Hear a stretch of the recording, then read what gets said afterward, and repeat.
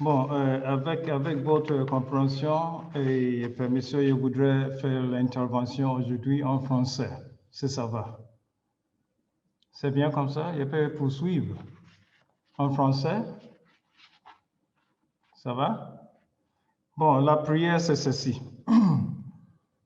Au nom du Père, du Fils et du Saint-Esprit, ô Dieu, qui éclaire le cœur de tes fidèles par la lumière de l'Esprit Saint, donne-nous, par ce même esprit, la connaissance et l'amour de la justice et fais briller dans le monde la vérité de ton salut. Nous te le demandons par le Christ notre Seigneur. Amen. Bon, merci tout d'abord pour m'avoir invité à participer à cet événement sur l'éducation, surtout du point de vue de l'encyclique Laudato Si. Et en ayant seulement à peu près 15 minutes d'intervention, je voudrais aller tout direct au texte de mon présentation. Et le thème de l'éducation me fait, rappeler un petit événement dans ma propre vie. Je suis du Ghana, donc je raconte tout d'abord une petite histoire. Il y avait une école dans un village qui avait reçu un don d'ordinateur et un truc pour imprimer les leçons. Quand le professeur a commencé de faire sortir l'ordinateur du pack qu'elle avait reçu, il faisait sortir tout d'abord beaucoup de papiers, le mode d'emploi, les manuels d'emploi et tous ces documents-là. Donc, les élèves qui sont entourés autour de lui étaient tellement clairement un petit peu surpris par la quantité de papiers qu'on devait faire sortir dans ces packs-là. Donc, le professeur, en intuitant que les élèves sont surpris, avait hasardé une réponse en disant que mes élèves, vous savez que chaque nouvelle chose qui nous arrive toujours avec un manuel d'emploi pour nous assurer que nous utilisons les trucs avec succès. Donc, les enfants, ils ont appris ça, que chaque nouvelle chose arrive avec un manuel, un petit livret d'emploi.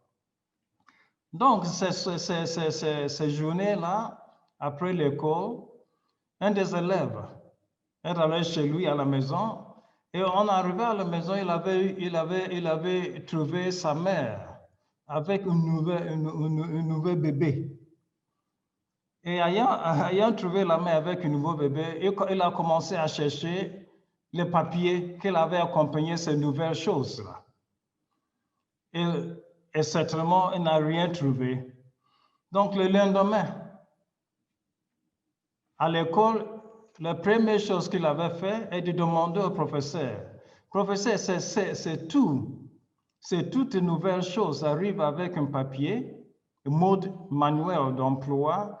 Est-ce que, ou pourquoi est-ce que le bébé qui arrive ne porte aucun document, aucun mode d'emploi? Et le professeur a dû expliquer, c'est pour cette raison que vous êtes dans l'école.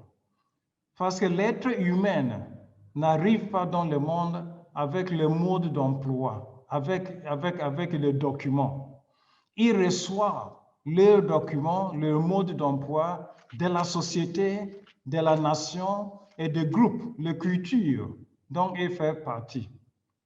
Donc, c'est la fonction de l'éducation, de fournir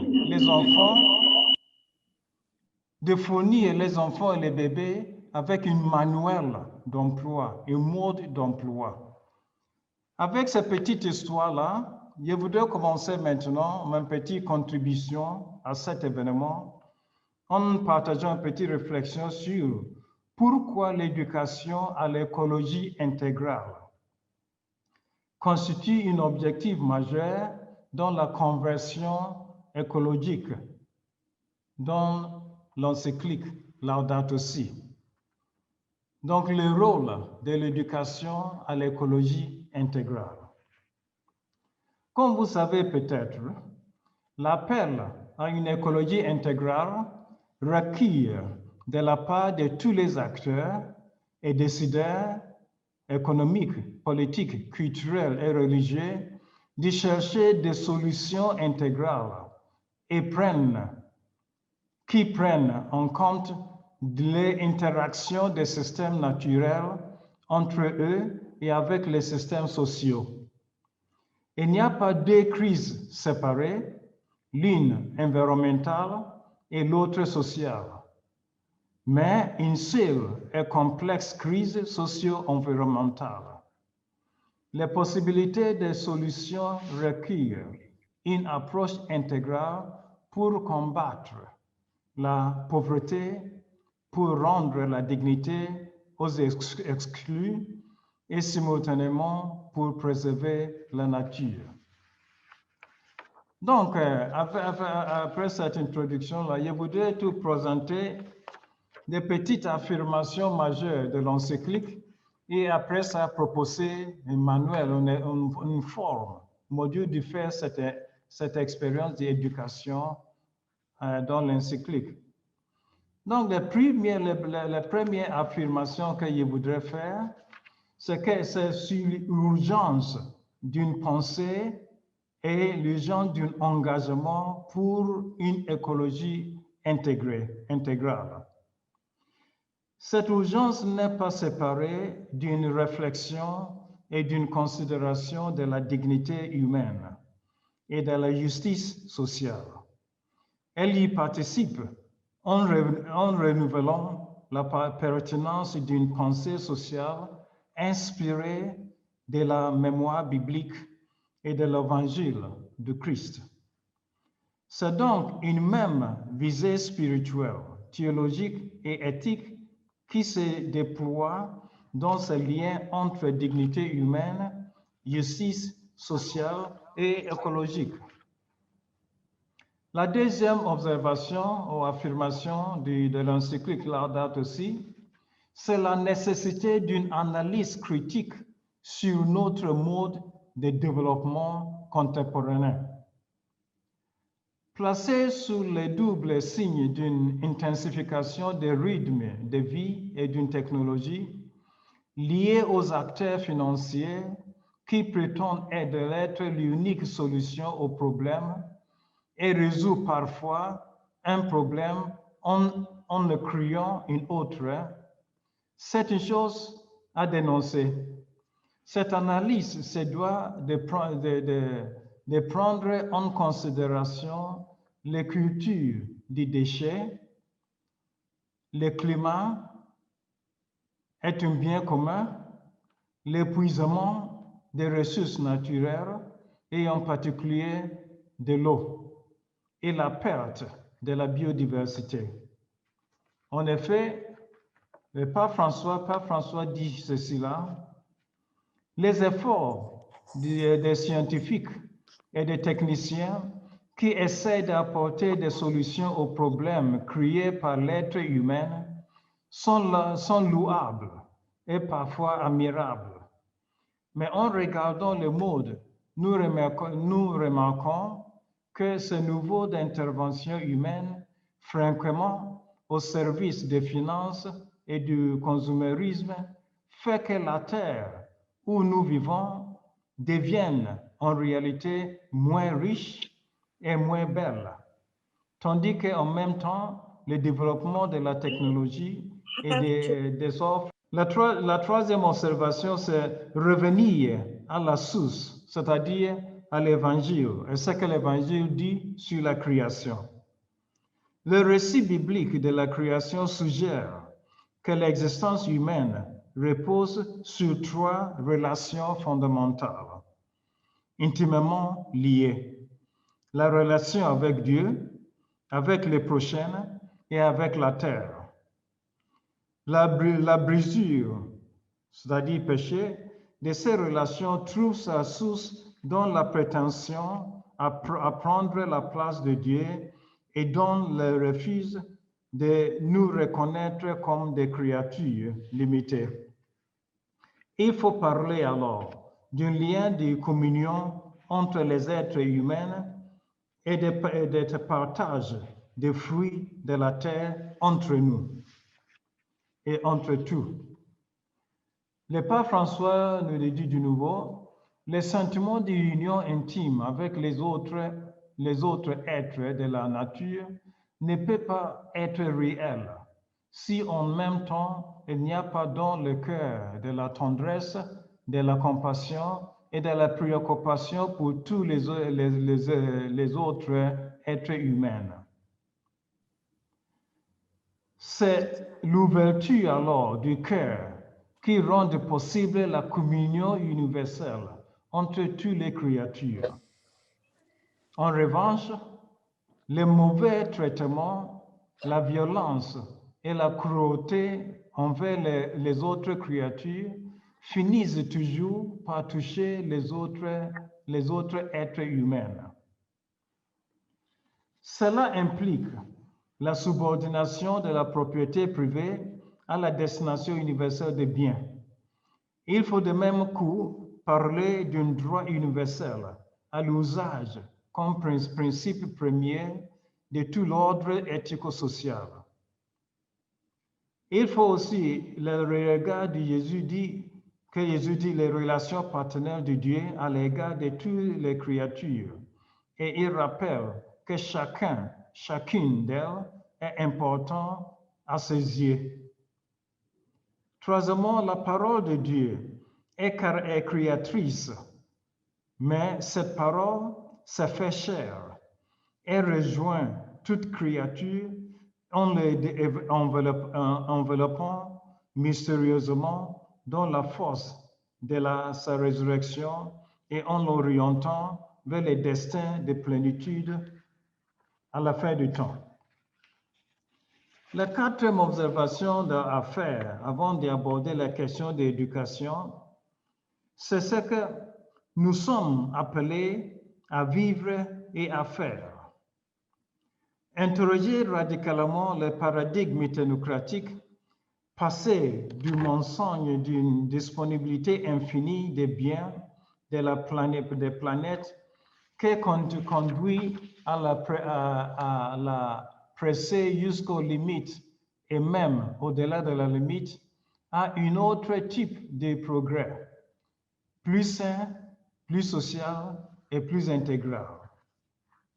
Penser une écologie intégrale, c'est la solution intégrale à la crise socio-environnementale, prenant en compte les interactions des systèmes naturels entre eux et avec les systèmes sociaux.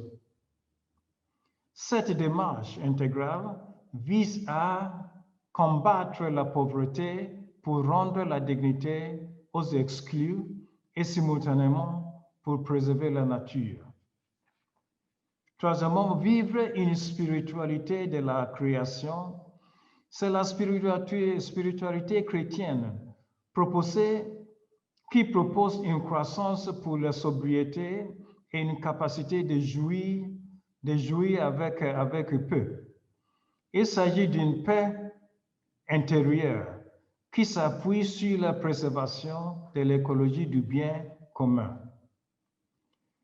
Et aussi, dans ce sens-là, oser éduquer et transmettre, il faut passer d'une sensibilisation et d'une prévention des risques environnementaux à une éducation qui tende à inclure une critique des mythes de la modernité, c'est-à-dire individualisme, progrès indéfini, concurrence, consumérisme et marché sans règles. En vue d'une citoyenneté écologique et d'une conversion inhérente à la rencontre avec Jésus.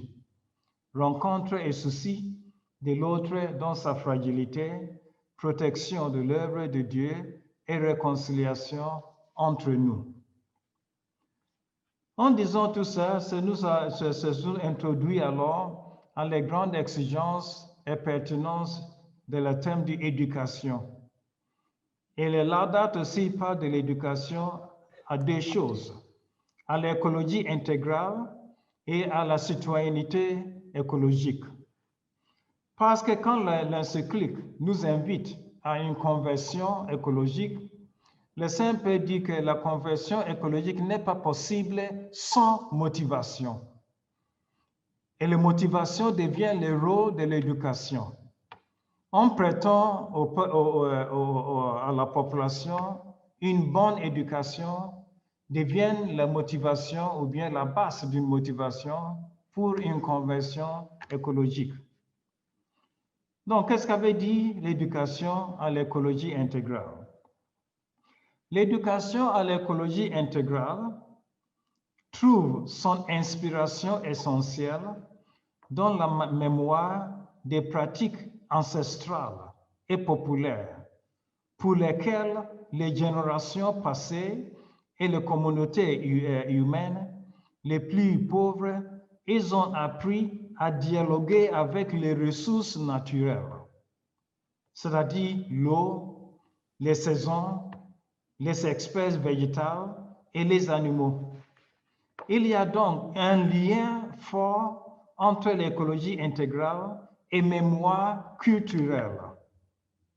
Même avec peu de moyens pédagogiques, la nature est et demeure la première école pour l'homme. Ce rythme, ses sources, ses évolutions et changements et sa fragilité parlent à ceux qui l'observent et l'étudient. L'éducation alors à l'écologie intégrale a besoin d'éducateurs qui transmettent leurs découvertes et leur savoir à partir de leur expérience des données biologiques et climatiques. Deuxièmement, l'éducation à l'écologie intégrale présuppose que nous mettions en lumière la différence entre une approche des ressources et des rythmes naturels comme source de la vie et leur réduction technique à n'être qu'instrument au service des processus de production. Ceci demande une réflexion philosophique et un appel à la sagesse à propos du rapport entre l'homme, homo faber, et homme qui fabrique, et les ressources naturelles. De manière étonnante, les enfants qui ont une sensibilité particulière à l'égard des éléments naturels, des saisons, des végétaux et des animaux, à partir de laquelle on peut construire une authentique pédagogie du dialogue avec la terre et avec les vivants. Troisièmement, l'éducation à l'écologie intégrale puise dans la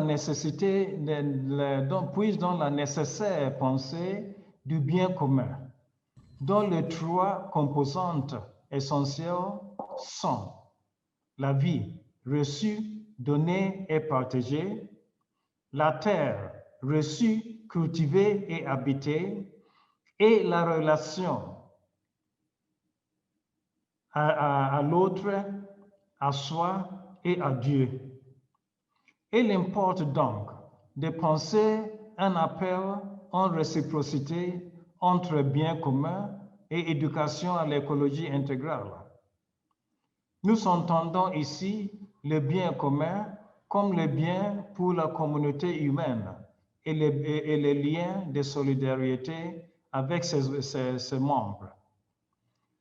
Dans ce sens-là, l'éducation à l'écologie intégrale prend appui sur la réflexion contemporaine autour du commun. Cette réflexion inspire une réflexion autour de ce que nous avons reçu, de ce que nous sommes appelés à partager et ce que nous devrons transmettre. Ce trilogue entre les reçus, les partages et les transmissions ou les transmis n'est pas sans lien avec la manière dont Saint Paul, par exemple, définit la mission de l'apôtre et le mémoire de Christ donné à tout. Sì, non è tanto grosso. Ma un mio piccino, Je vous ai transmis ce que j'ai moi-même reçu. Le Seigneur, la nuit où il s'était livré, prit le pain. Et après avoir rendu grâce, il le rompit. Il le dit à ses disciples, ceci est mon corps livré pour vous. Faites ceci en mémoire de moi. Donc, recevoir, partager et transmettre. La quatrième observation qu'on peut faire, c'est ceci, que la réflexion contemporaine au sujet de ce que les hommes ont en commun amplifie et actualise le principe éthique du bien commun. Bien partagé dans la communauté, bien de la communauté, bien essentiel de la communion et de l'amour entre les vivants. L'initiation au bien commun de l'humanité, à la terre, au climat, aux droits humains, culture, solidarité, et ensuite interroge et limite tout sentiment d'appropriation. Apprendre aux jeunes comme aux responsables économiques et politiques à identifier et à prendre soin du bien commun de l'humanité est au cœur de la mission des apôtres. Il s'agit de révéler à tout homme l'amour du Créateur inscrit en toute vie. Cinquièmement, toutes les formes d'expression culturelle peuvent participer à cette éducation à l'écologie intégrale.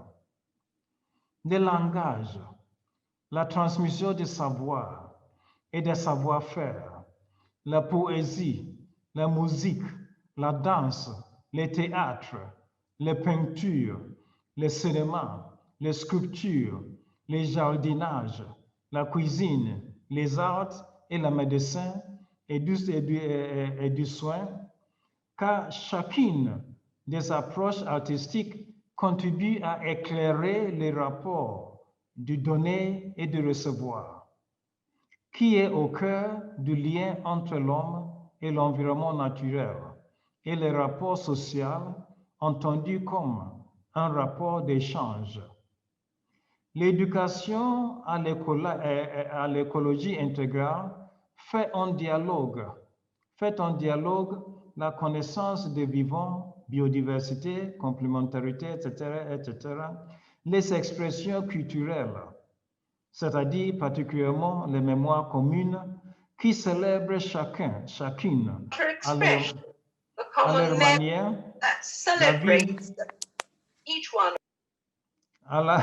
la vie de sa beauté et sa fragilité et émotions spirituelles à travers méditation, contemplation qui lie tout homme à Dieu, source de la vie.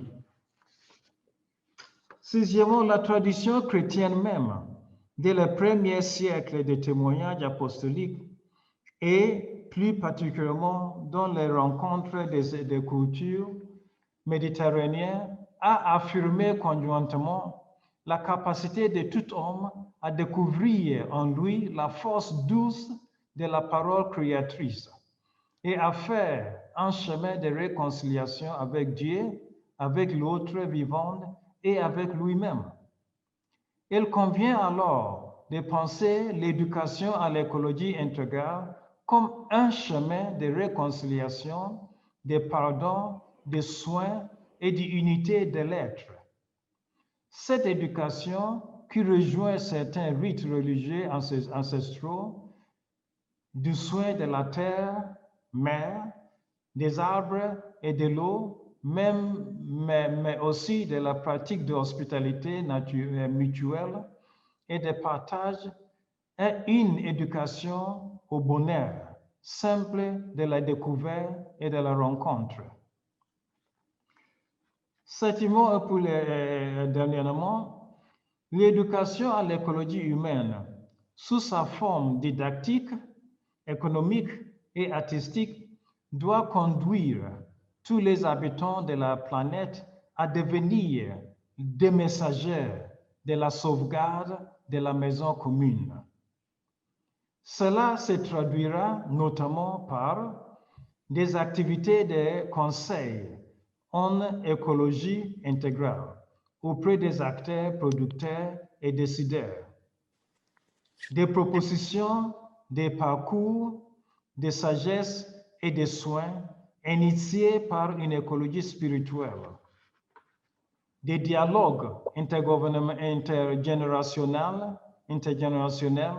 au sein des écoles, universités et des diverses associations, et des célébrations des dons, du partage, des temps, fort des saisons, de l'hospitalité fraternelle et intergénérationnelle.